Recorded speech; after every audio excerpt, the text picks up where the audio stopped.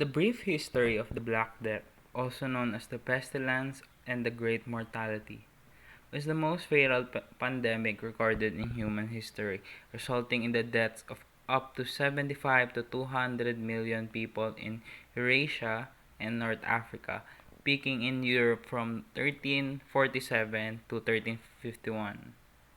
Plague, the disease caused by the bacterium Yersinia pestis, was the cause. Pestis infection most commonly result in bubonic plague but can cause septicemic or pneumonic plagues. The Black Death was the beginning of the Second Plague pandemic. The plague created religious, social, and economic upheavals with profound effects on the course of human and European history.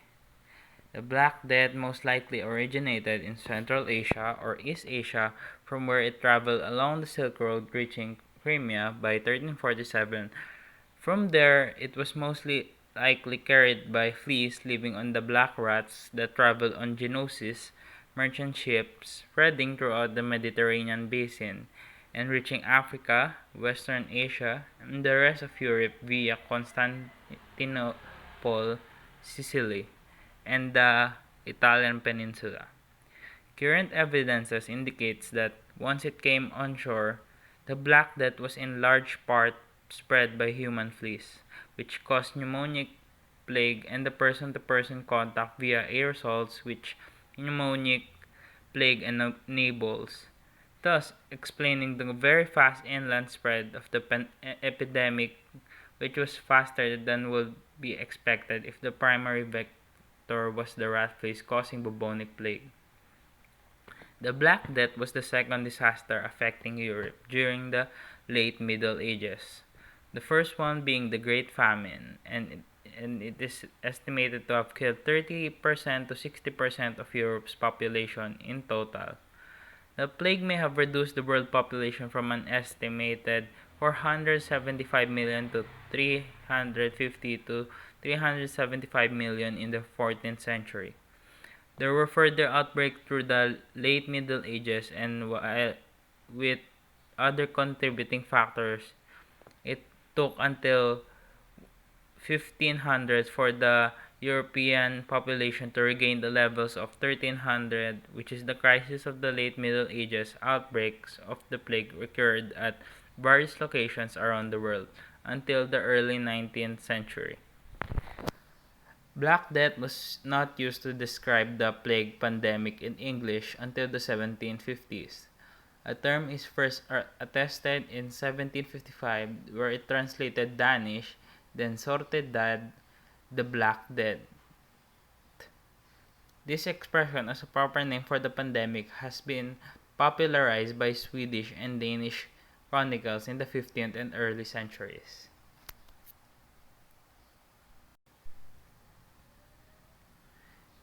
Pre-event or strategic assessment.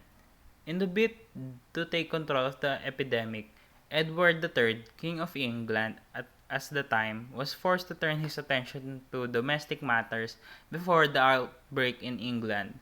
His daughter, Princess Joan, had contracted plague after her ship docked in Bordeaux. She was on her way to marry Peter of Castile as part of a diplomatic marriage alliance between the two kingdoms.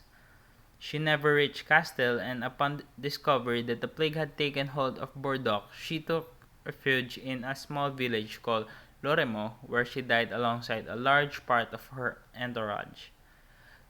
Clothes infected by the Black Death are burned in medieval Europe. The king was devastated by the news and acted quickly and decisively to try to curb the outbreak in England. The 1349 January Parliament was postponed until Easter. However, when spring came, Parliament was still empty. Officials fled to their homes in the country, and sheriffs refused to conduct their business for fear of their lives. The country was in lockdown, and the people looked to the king to support them in the crisis. Edward's response was rational. He suspected that poor public hygiene was responsible for the epidemic. In a bid to tackle the spread of infection, he opposed the idea of digging a burial pit for the plague victims in East Smithfield, it being in close proximity to the Tower of London and surrounding residential areas. Pits were dug further away, the largest one in Smithfield. In 1349, Edward III wrote for the mayor of London directing him to have the streets thoroughly cleaned, for they were foul with human feces, and the air of the city poisoned, to the great danger of men passing, especially in the time of infectious disease. Overseas, further precautions were taken. In Italy in 1347, almost a year before the plague reached England, ports began to turn away ships, fearful that they carried the deadly disease. By March 1348, these protective measures were formalized, and Venice became the first city to close its port to incoming vessels.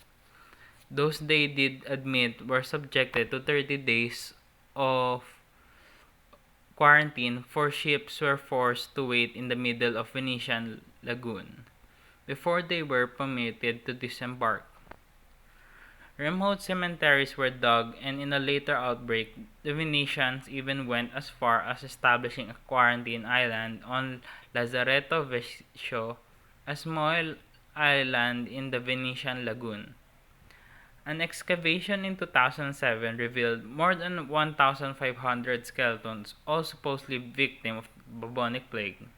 Thousands more are believed to remain below ground on the island. During the disaster, same with the previous, in the autumn of 1348, a ship glided in the port of Southampton in England, carrying a disease from the east that had already ravaged the western world. It had killed men, women, children in their thousands quickly and mercilessly. This was the bubonic plague, identified by the blackening buboes that formed within the joint area of an infected person.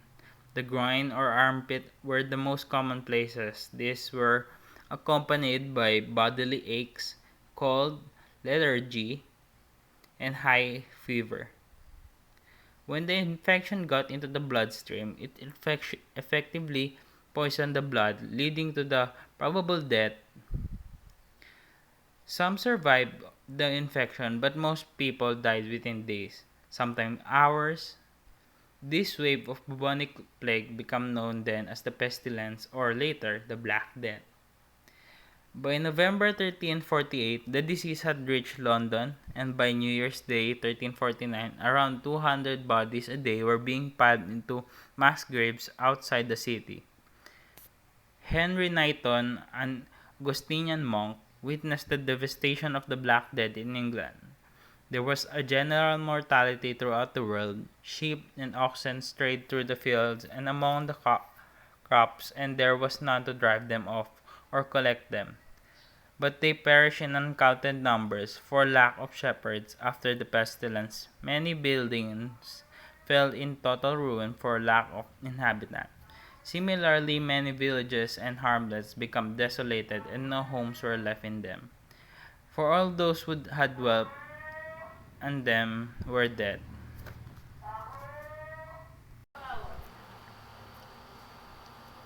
To test the idea, DeWitt analyzed bones from London cemeteries housed at the Museum of London Centre for Human Bioarchaeology.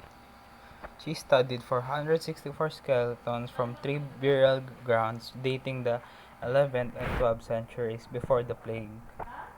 Another 133 skeletons came from a cemetery used after the Black Death from the 14th into the 16th century. These cemeteries provided a mix of people from different socio-economic classes and ages. The longevity boost seen after the plague could have come as a result of the plague weeding out the weak and frail, David said, or it could have been because of another plague side effect with as much as half of the population dead. Survivors in the post-plague era had more resources available to them. Historical documentation records an improvement in diet, especially among the poor, which David stated.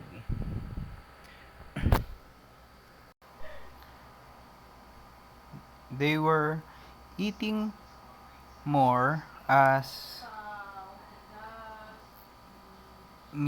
of meat and fish and better quality bread and in greater quantities, she said.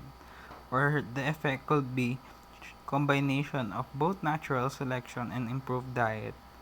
DeWitt said she is now starting a project to find out whether Europe's population was particularly unhealthy prior to the Black Death and if health trends may not have given the pestilence a foothold. But whether the people get the disease from fleas, infected animals, or from each other, once it becomes airborne, it can generate a public health crisis. Plague is now treated with antibiotics and can be prevented by applying insecticides to eliminate infected fleas. However, it remains a disease with a high mortality rate if left untreated, since the plague bacterium has been used as a biological weapon in the past, with medieval armies catapulting corpses over city walls and modern armies suspected of dropping infected fleas from planes, concerned that the plague could fuel bioterrorist attack, remain valid in our times. Plague vaccines are in development but are not expected to be commercially available in the immediate future. Prevention guidelines from the CDC include reducing rodent habitats around home, using flea repellents on skin and clothing, and applying flea control products for pets. While these measures may prevent an outbreak, focus should shift to human carriers once a plague cases are detected in a community. One thing we can take away from the Charterhouse skeletons is that chain transmission among humans can have catastrophic consequences. Close face-to-face contact within two periods or yards of each other is needed to transmit the infection among humans. Gage said, although bubonic cases still predominate today, chain transmission after the plague becomes pneumonic is the real challenge, as illustrated by the Madagascar outbreaks. But the good news is that we can interrupt the chain very quickly nowadays. The CDC specialist said we can treat the people who get infected, give, give prophylactic antibiotics to protect those who come in contact with plague patients, wear surgical masks, and isolate hospital staff and others who care for patients.